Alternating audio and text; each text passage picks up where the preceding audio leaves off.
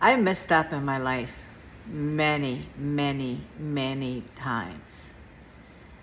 The thing is, even though it may seem unreasonable at the time, I believe that it becomes reasonable because you really get to learn more about life. You really get to learn more about yourself. And it's in those moments when you find yourself that you messed up, is when you're growing. So it's okay. It's okay not to be perfect. It's okay to each time recognize what's not working and maybe try a different way and try a different way until it gets to the point where it's automatically managed. You never have to think about it because you only do it a certain way. So in a way, once you find the way of your mindset, you can actually set it to a specific area, even though, or height, you might say. But each time, or rather each time adjust with the times. The challenge that I see with a lot of people, that they adapt a good mindset, but then they hit a certain ceiling and then something new comes up and it can't fathom move from where they are to where they want to go, which is my specialty. So I can never get stuck in one place, because if you get stuck in one place, it's like immobility. And so very important when you are thinking about, okay, what do I need to change within myself to model someone's mindset. So the first thing is that to remember that it's always evolving. It's always evolving, because if it doesn't, it gets stagnant. So you get trapped in there. So the key, the most important thing that you can do in life is be open to learning, be open to possibilities, be open to new things.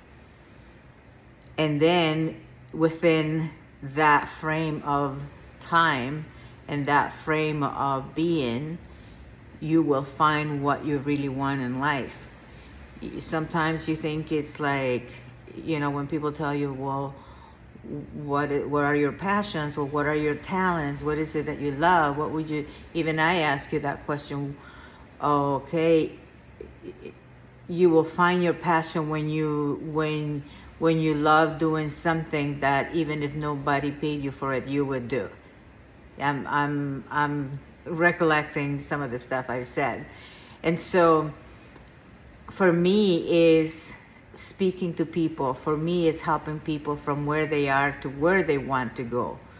I have been there. I have been stuck in the past.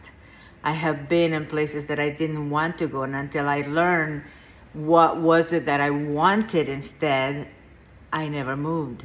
It didn't move. And so what helped me, the biggest thing is, and it was to visualize, see something better.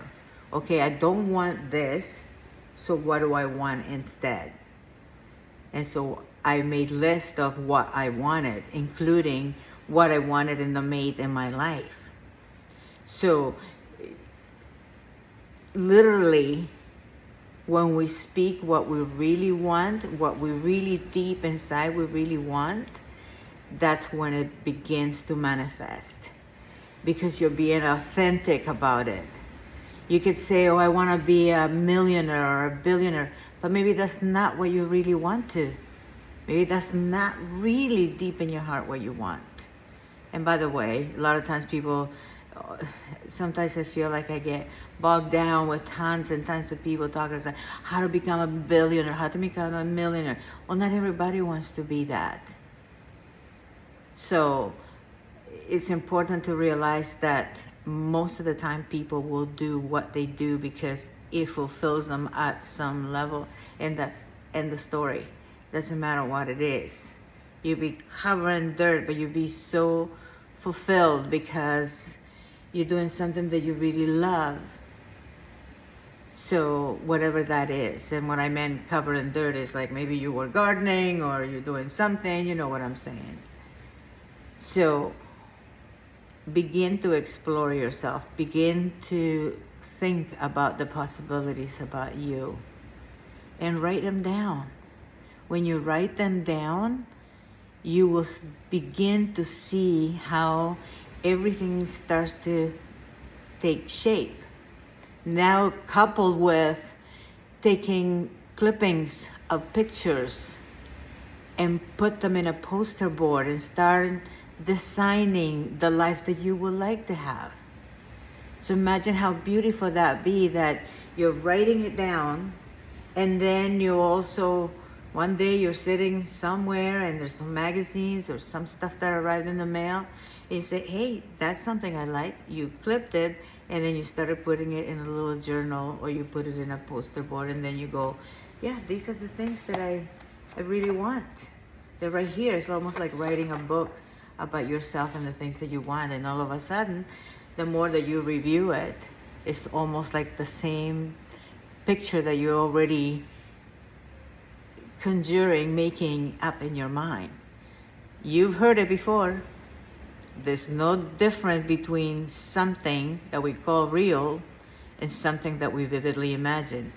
Hence the reason why when you have a dream, and in the dream, especially when you become aware that you're dreaming, which is called lucid dreaming, you are in the picture, you are in the movie, you are in the dream.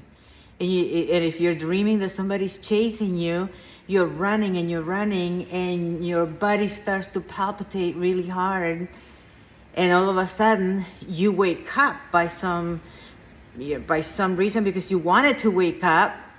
It was like a fight or flight event, and you felt it and you knew it. It's like the people that say, I have flown on my dreams. They literally did. The people that say, I've died in my dreams, they literally did. Because the body cannot comprehend, it just does. It's just it. So there's more to us than just our own self-limitation and the expectations of other people. So today, you're going to think about yourself and the things that you love and the things that you really want to do and want to get one day. So if today was the perfect world, or if there was a way that you could paint your perfect day or your perfect world, begin with one step. Journal it, write it down, and then clip pictures about it and make your own life story. Thank you for watching, my Flexitarian friends. This is Jael Tanti. Until then, have a happy, healthy, and wealthy day. Everything is possible.